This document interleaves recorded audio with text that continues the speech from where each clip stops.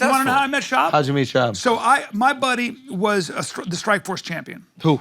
Nate Marquardt. Yep. And I watched Nate. I'm speaking a little out of turn, but I have a great deal of respect for Nate Marquardt. He was just one of the great fighters. And I watched Nate they were calling him a knockout artist.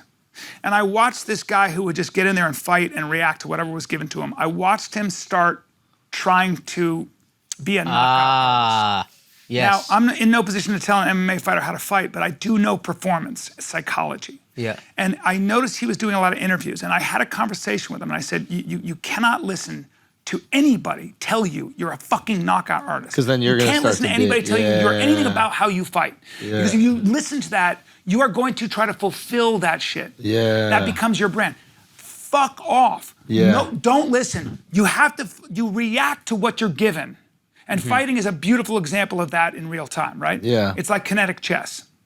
And so so he said, can you come and talk to Tough, the Ultimate Fighter, about performance psychology? Because it helped me. So he brought me to Vegas. And I walk in and Shane Carwin's there and fucking, dude, and this guy named Brendan Schaub, who of course I had seen fight, was there. But now I walk in, I've got like a blazer on, and it's like a gazelle in a lion's den. Yeah. I start producing estrogen immediately. Yeah. I'm just like, what the fuck am I doing here? And I realized, I have to talk to these guys about, and I did a little bit. Yeah. Then I ended up just being funny and fucking around. Yeah. And then they came to my show that night, and I'm fucking so funny. Man tears, guys, seriously. And they Schaub moved to Marina Del Rey, and then we just started hanging out. Oh, really? And then I said to him, I go, bro, and then me and Rogan were at Metamoris with him, and he was making us laugh. He was telling stories. What's Metamoris? What is it's it? a jiu-jitsu thing. Oh. And he was making us laugh, telling stories. Rogan's cackling, he didn't know him.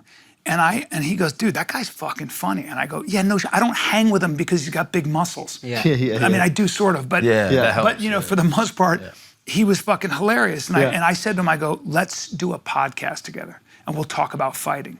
And he said, no, we're not going to talk about fighting. Let's talk about life. And that's how Fighter and the Kid. Really? Now, he was the fighter and the kid, so why did you guys do that title? I came up with the title, and because I came to set one day when I was doing a movie with Jane Lynch, and I looked at everybody and I go, guys, please refer to me as the Kid from now on. And they would say Kid, and I'd go, please call me the Kid. Okay. I thought he was a fighter. And they were like, why? And I said, I gave myself that nickname. From 40-Year-Old Virgin?